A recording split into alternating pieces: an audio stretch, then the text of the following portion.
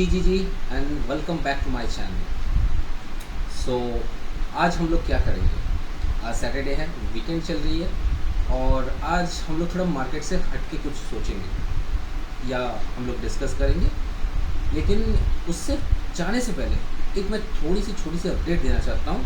अभी latest news आई है कि हम लोग के कुछ दिन मार्केट में एक न्यूज़ चल रही थी फिस्कल स्टिमुलस पैकेज को लेकर। फिस्कल स्टिमुलस पैकेज को लेकर जो हम लोग को कोई स्टिमुलस पैकेज मिलने वाला है, जो पिछले साल भी गवर्नमेंट ने डिक्लेयर की थी। ये लेके मार्केट में हंगामा था और मार्केट बहुत तेज़ी से ऊपर भी आ रहा था। लेकिन निर्मला सीतारामन जी, जो हमारे रिस्पेक्टेड फाइनेंस मिनिस्टर है, उन्होंने अभी डिक्लेयर किया है। Obviously they are thinking about stimulus package but not right now, because in month of February they have declared something about the infusion of funds and all.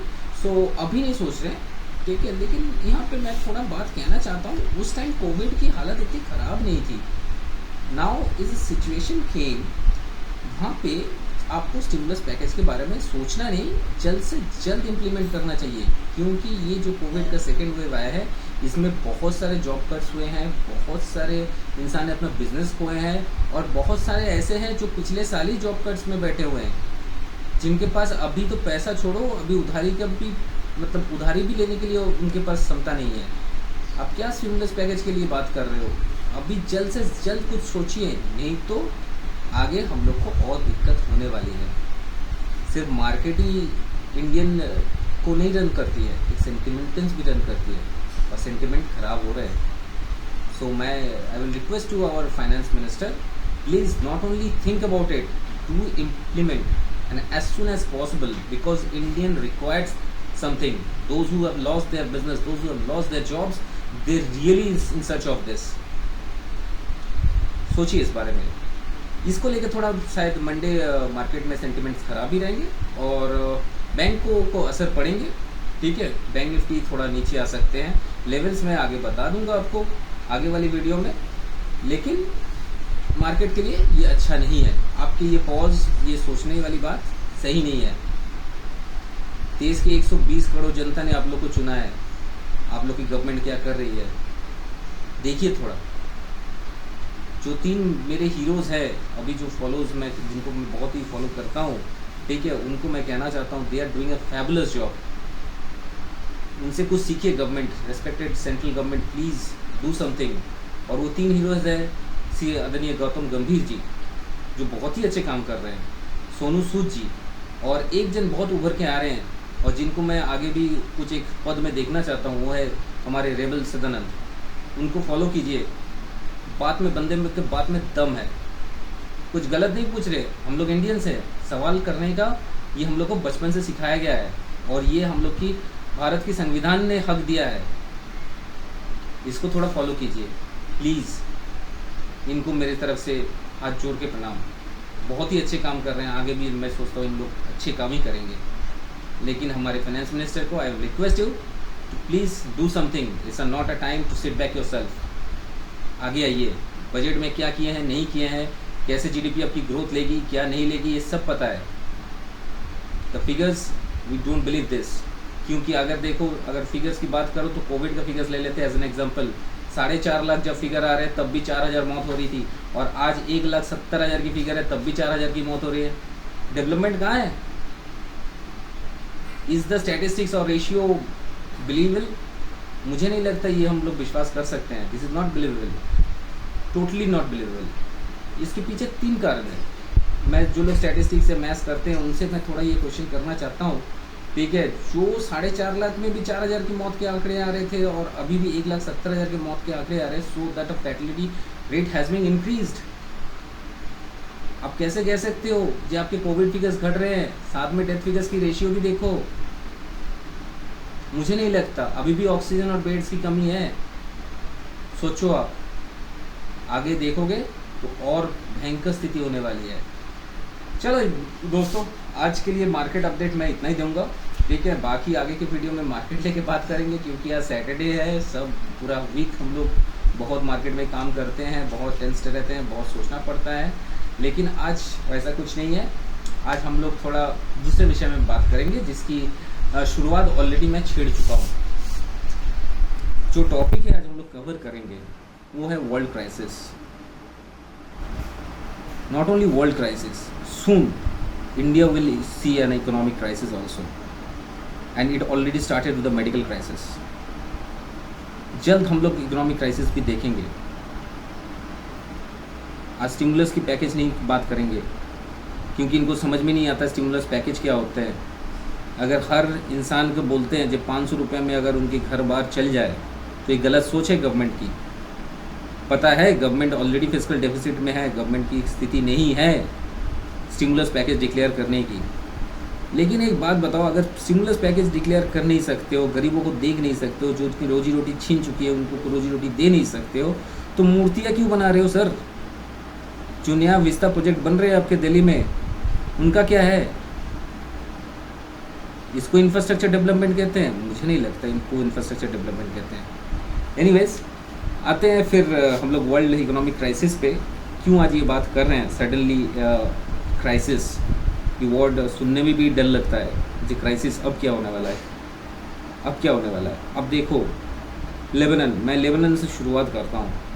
Lebanon में 2019 में क्या मिलता था, मैं इसके फ़ोटोज़ डाल रहा हूँ, ठीक है, इसमें भी आपको दिखाई देगा. 2019 में लेबनान में 2019 में जो एक पूरी मतलब मंथली जो राशन का कीमत है उसका आज का कीमत में सिर्फ एक दूध का बॉटल आता है. सोचने वाली बात है. वहाँ पे भी इससे भी अच्छा इकोनॉमिक डेवलपमेंट था लेकिन आज नहीं है. यमन में आता हूँ, where is a total political mess.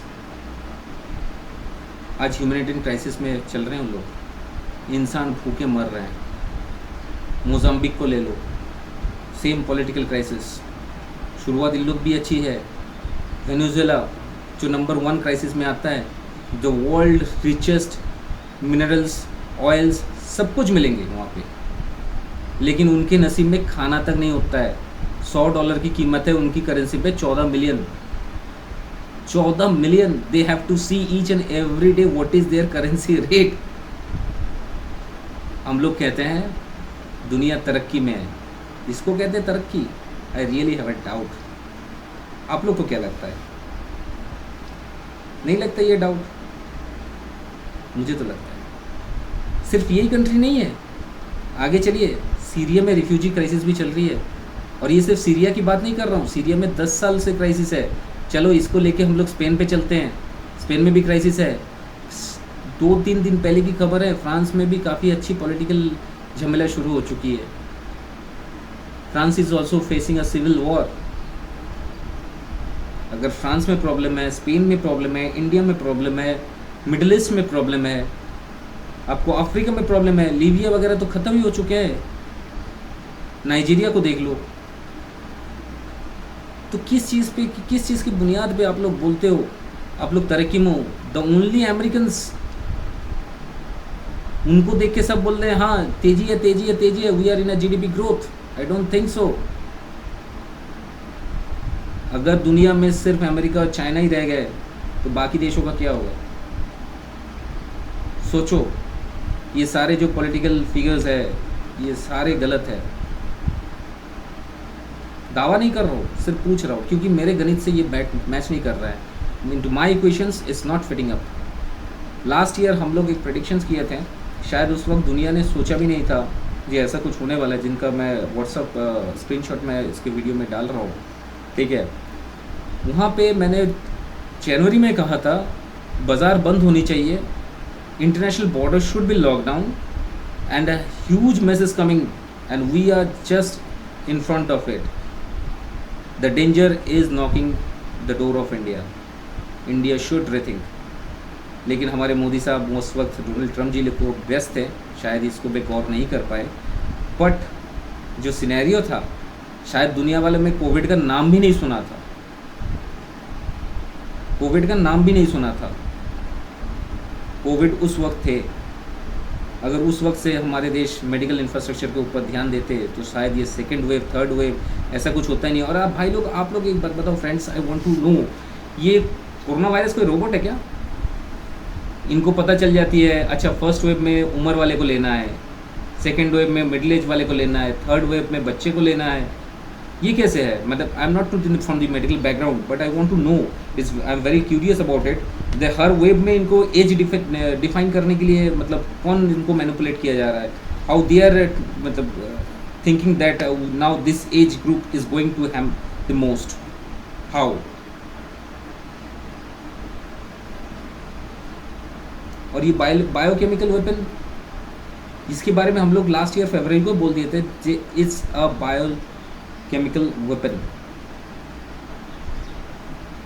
WHO के सो रहे थे, उनको पता नहीं है।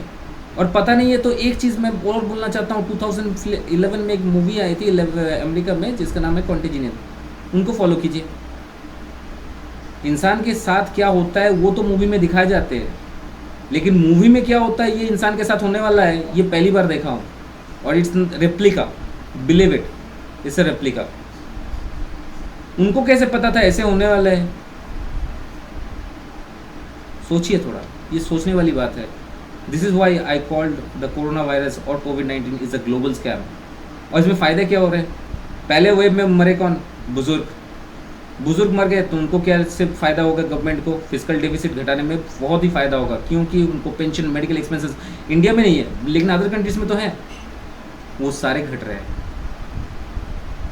मौत के आंकड़े हर कंट्री के गलत है, इंडिया के नहीं है। इस लिस्ट में बहुत कोई है। एनीवेज, नाउ आता हूँ सेकंड थॉट पे, जो अब सेकंड वेव चल रही है। अब इन पे अगर कोई मर जाता है जो एज डिफाइन हुआ है 45 to 18 में, ठीक है, बहुत सारे इंसान मरे हैं, मेरे अपने भी गए हैं, काफ़ी दोस्त, I have lose my lot of relatives. तो ये बताओ मेरे को, इनके मरने से क्या फ़ायदा हो रहा है? इनके मरने से ही फ़ायदा हो रहा है? फ़ायदा तो हो रहा है, पॉपुलेशन घट रही है, आगे की जनरेशन नहीं आगे बढ़ सकते हैं।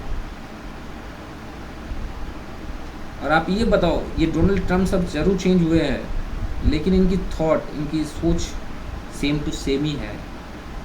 चाइना की सोच सेम टू सेम है, क्योंकि जिनपिंग जी 20 साल से बैठे हुए, पुतिन 20 साल से बैठे हुए, हम लोग के मोदी साहब जी हो गए, श्री नरेंद्र मोदी 10 साल होने को जा रहे हैं। आपको नहीं लगता ये ग्लोबल स्कैम है? वोट दिए हो, सवाल करने का हक है आपको, सोचो इस बारे में। आज नहीं सोचोगे तो कल अपने बच्चे का भविष्य खराब कर रहे हो। The next generation will be hampered, और नेक्स्ट जनरेशन देखने के लिए मतलब वो भी टाइम है कि ना, आई डोंट नो। मैंने पिछले वीडियो में ज़रूर कहा है कि there is a global liquidation, क्योंकि इन लोग को मैनिपुलेट करके मार्केट को रन करना है, क्योंकि इनको पता है ओरिजिनल सिचुएशन क्या है। जब इन लोग बोलते हैं सब अच्छे हैं, लेकिन उस वक्त आपको सोच लेना चाहिए कुछ अच्छे नहीं है, नथिंग इज़ गुड। अगर आप रियल सिनेरियो से हो तो आप खुद देख लो, पिछले टाइम में हर रोज़ पिज़्ज़ा खाते थे और आज कितने पिज़्ज़ा खा रहे हो? चलो ये तो सब छोड़ दिया, महंगाई, इंडिया बोल रही है हम लोग इन्फ्लेशन को कंट्रोल कर रहे हैं। सर मान लिया आप लोग इन्फ्लेशन को कंट्रोल कर लो, अगर ये बात है तो आप 1 लीटर मस्टर्ड ऑयल का दाम देख लो। 2 महीने पहले 120 130 हुआ करती थी, आज 245 की बिकती है। डबल इन्फ्लेशन रेट, और आप कहते हो इन्फ्लेशन रेट बढ़ा नहीं है, महंगाई बढ़ नहीं रही है, कैसे नहीं? क्या आपकी इनकम बढ़ रही है? मैं सिर्फ सवाल पूछ रहा हूँ। ये तो सिर्फ एक चीज़ का नाम लिया, ऐसे हज़ारों चीज़ है। मेडिकल तो छोड़ ही दो, उसका तो नाम ही नहीं लेते हैं, उसकी तो कालाबाजारी से भरे पड़े हुए हैं। सोचो सर, सोचो, और कितने को मारोगे?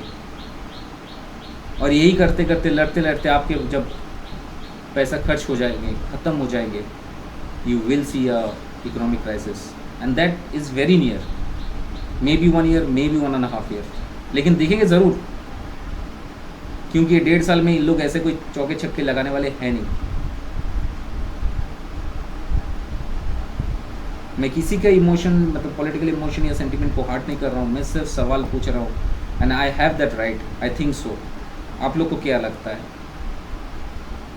पूरा वीडियो को देखिए, अंत तक देखिए, बीच में छोड़ के मत जाइए, क्योंकि आने वाले दिन, आने वाले नस्ल की आप ही बैकबोन तोड़ रहे हो।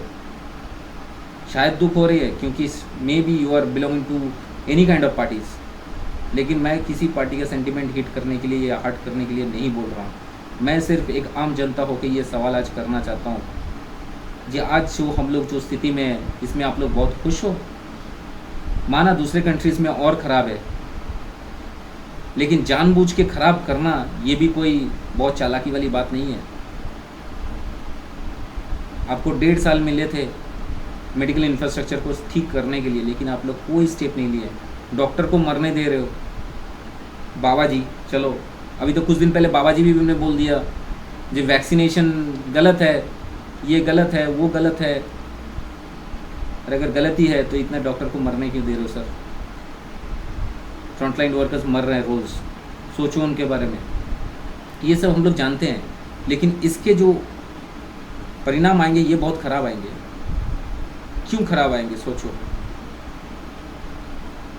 क्योंकि लड़ते लड़ते इंसान थक जाएंगे एक दिन। और जब तूफ़ान चलती है ना, किसी को पता नहीं होता जी कितना नुकसान हो रहे हैं। तूफ़ान ख़त्म होने के बाद एक्चुअल पता चलता है जी किसकी घर की छत उड़ गई है, किसकी भैंस उड़ गई है, किसी की घर में पानी घुस गया है, ये बाद में पता चलता है। जब तूफ़ान चलते हैं सब डरे हुए बैठे रहते हैं, लेकिन तूफ़ान ख़त्म होने के बाद पता चलता है जब मेरा कितना नुकसान हुआ। और ये साइक्लोन, कोविड साइक्लोन, ये ख़त्म होने के बाद इंसान को पता चलेगा बैंक में कितने पैसे बचे हैं। तब आएगा इकोनॉमिक क्राइसिस। और जब भी कुछ प्रॉब्लम होता है ये लोग डाइवर्ट क्यों करते हैं, हमको समझ में नहीं आता है। ये हर स्टेट की बात है, इंडिया की सबसे बड़ी प्रॉब्लम है ये। अभी रोज दिखाया जा रहा है Covid figure is going down, Covid figure is going down. Absolutely Covid figure is going down. Is this the original figure? Do you think so? ये कोई नेचुरल डिजास्टर नहीं है, ये मैन मेड डिजास्टर है, ह्यूमन मेड डिजास्टर्स है। सोचो इसको। थोड़ा टाइम ले रहा हूँ, आज का वीडियो थोड़ा लेंथ है, क्योंकि बहुत दिन से मैं ये सवाल करना चाहता हूँ, लेकिन होता है ना गट्स फीलिंग नहीं आ रही थी। लेकिन आज खुद मैं परेशान हूँ क्योंकि बहुत अपने मर रहे हैं, और चुप रहूँगा तो शायद मैं भी गलत कर रहा हूँ।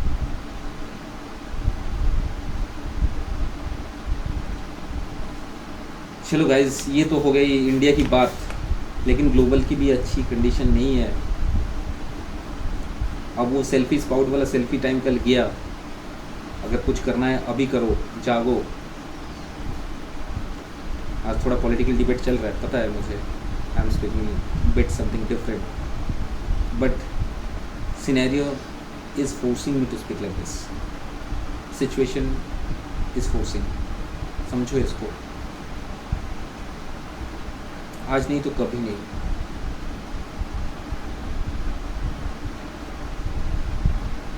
और ये स्पाउट करके सेल्फी लेना, ये सब छोड़ के, या गरीबों को खाना दान कर रहा है इसका फ़ोटो लेके, ये सब छोड़ के, या वैक्सीन ले रहे हो इसका फ़ोटो छोड़ के ना, अगल बगल में देखो किसकी हेल्प की ज़रूरत है। कि मैं ये नहीं कर रहा हूँ खुलेआम सड़क में चल जाओ और किसी की हेल्प करो, लेकिन ऐसे बहुत सारे इंसान हैं, शायद क्या पता आपके नेबर अभी हेल्प की ज़रूरत है उनको, आपको ही पता नहीं है। हेल्प करो, because we Indians this time need to hold our hands together, otherwise बहुत प्रॉब्लम में है हम लोग। इसकी शायद आप लोग को अंदाज़ा भी नहीं है कि कितने बड़े प्रॉब्लम हम लोग फेस करने वाले हैं। अब अगर अभी कुछ नहीं किया तो बाद में शायद और भी मुश्किल होगा हम लोग के लिए। You need to think. Market में बहुत कुछ होते हैं, हर कुछ दिखाया नहीं जाता, क्योंकि वो दिखाएंगे ना इंसान पैनिक हो जाते हैं। पैनिक में बहुत कोई कुछ कर जाता है। This video is not to create panic, it's only a request. Time already came, you need to wake up. अब जागो, अब नहीं जाग पाए तो कभी नहीं। I am not joining that category जो रोज चिल्ला के बोले पीएम रिज़ाइन करो, पीएम रिज़ाइन करो, पीएम रिज़ाइन करो। नो, लेकिन सही उम्मीदवार चुनने का टाइम आ चुका है, because they are playing with our emotions, with our powers. और हम लोग मरने के लिए वोट नहीं देते हैं। वोट दिया और मरने के लिए तो हो गया। ज़्यादा दिन दूर नहीं है हम लोग सीरिया होने में या लीबिया होने में।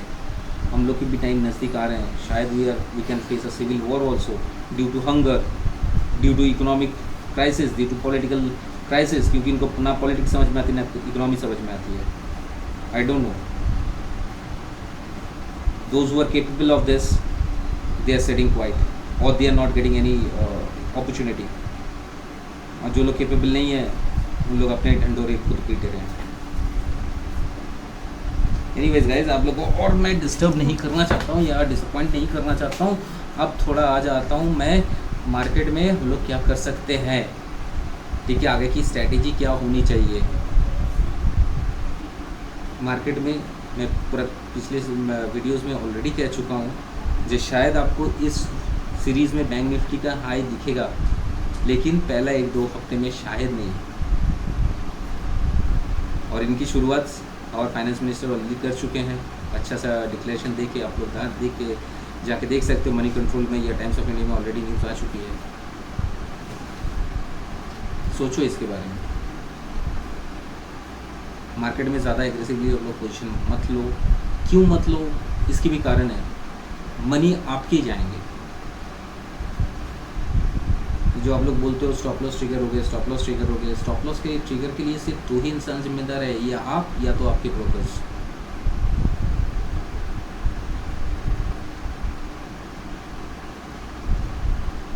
स्टॉप लॉस ऐसे ही नहीं हिट होते हैं,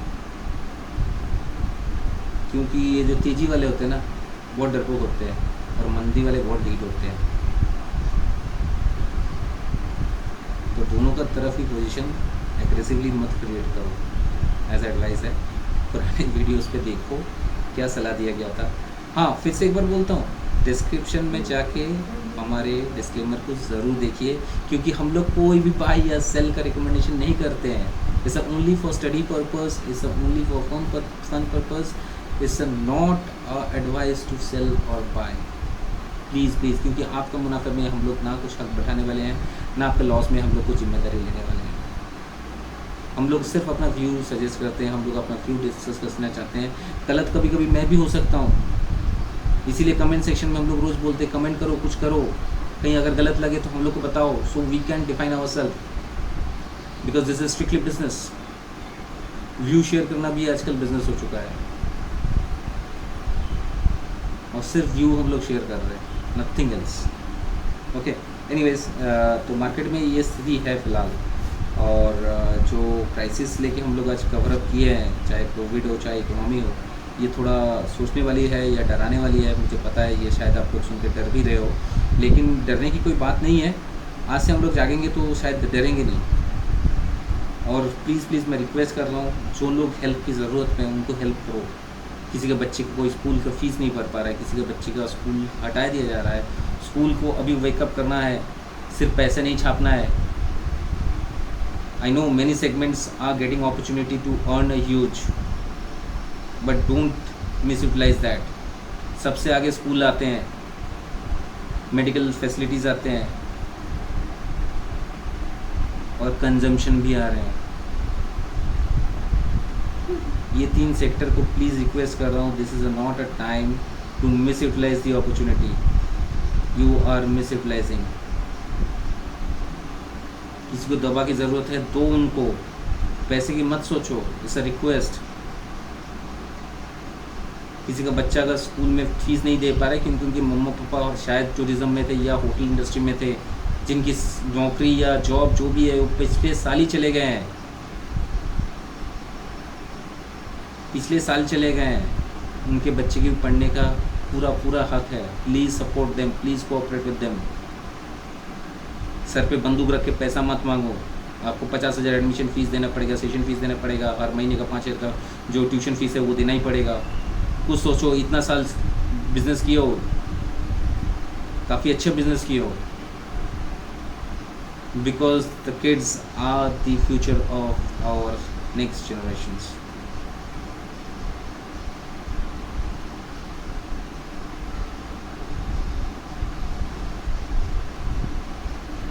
सोचो.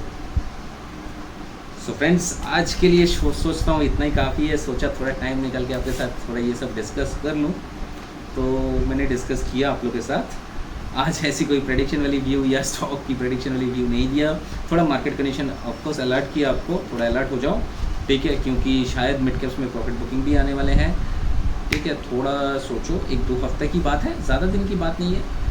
फिर आस्ते आस्ते ठीक हो जाएगा। लेवल्स के साथ ट्रेड करो। और फ्रेशर्स, एक बात ज़रूर करना चाहता हूँ यहाँ पे, जो लोग फ्रेशर्स हो, ठीक है, उनके लिए लेवल चार्ट ये समझना बहुत ही मुश्किल है। मैं ये पहले भी कहना चाहता था लेकिन कह नहीं पा रहा था क्योंकि टाइम बहुत कम होते हैं। आज सैटरडे है, छुट्टी के दिन है, तो आज कहता हूँ ये जो लेवल्स वाली बात होती है ना, ठीक है, ये चार्ट वाली लेवल्स, ये इंडिकेटर्स, RSI, MACD है, ये वो, ये न्यू फ्रेशर्स के लिए बहुत मुश्किल होते हैं। तो फ्रेशर्स हमेशा ट्राई करो अपने पोजीशंस या अपने रिस्क मैनेजमेंट खुद से करो। अगर मार्केट नहीं समझ में आ रही है, कोई अच्छा सा फाइनेंशियल एडवाइज़र ढूंढो, लेकिन खुद से मत करने जाओ। ये जब मैं एडवाइस कर रहा हूँ आप लोग को, आपके पैसे लॉस होंगे, क्योंकि एक्सचेंज वाले सुबह से आके स्टॉप लॉस ट्रिगर ढूंढते हैं, देखना चाहते हैं जो किधर स्टॉप लॉस ज़्यादा लगे हुए हैं, कॉल में या पुट में, उधर पहले जाएंगे। सोच समझ के ट्रेड करो प्लीज़। चार्ट समझ में नहीं आता है, मार्केट समझ में नहीं आता है, कोई दिक्कत नहीं है। अच्छा क्वालिटी वैल्यू मिड कैप्स या लार्ज कैप खरीद के बैठो, जब मार्केट डीप में आता है आपको पैसा बनेंगे। फिर से कह रहा हूँ, पैसा बनेंगे। सो फ्रेशर्स को लेके हम एक और वीडियो बनाएंगे, ठीक है, या बिगनर्स जो है उनके लिए एक वीडियो ज़रूर बनाएंगे। और मैं जितना जानता हूँ शायद वो नॉलेज आप लोगों के साथ उस वीडियो पे शेयर भी करेंगे। So till that time friends, have a nice day, have a nice weekend, enjoy with the family. बोल नहीं सकता, बाहर जाके एंजॉय करो सबके साथ। अभी फ़िलहाल घर पे एंजॉय करो, अपने बच्चे को टाइम दो, क्योंकि आप लोग बिजी शेड्यूल से काफ़ी हट चुके हो, घर में काफ़ी टाइम दे सकते हो। अभी बच्चे को टाइम दो, फैमिली को टाइम दो, क्वालिटी टाइम स्पेंड करो। Till that time, bye bye, take care. एक चीज़ बोलना भूल गया, जाने से पहले और एक बार आपको डिस्टर्ब करूँगा। अगर हमारी वीडियो आपको अच्छी लगे, बुरी लगे, कुछ भी लगे, प्लीज़ कमेंट सेक्शन में जाके हमें बोलिए, लिखिए वहाँ पे, सो दोबारा हम लोग उसको सोचेंगे। और अगर ये वीडियो अच्छी लगे तो ज़रूर लाइक बटन को प्रेस कीजिए, बेल आइकन को प्रेस कीजिए, क्योंकि अगर कोई नोटिफिकेशन पहले, अगर मैं दूसरा वीडियो डालूँ तो नोटिफिकेशन आपके पास पहले जाए। प्लीज़ डू समथिंग, हर बार बोलता हूँ, share, like, subscribe. Thank you for the time, bye bye.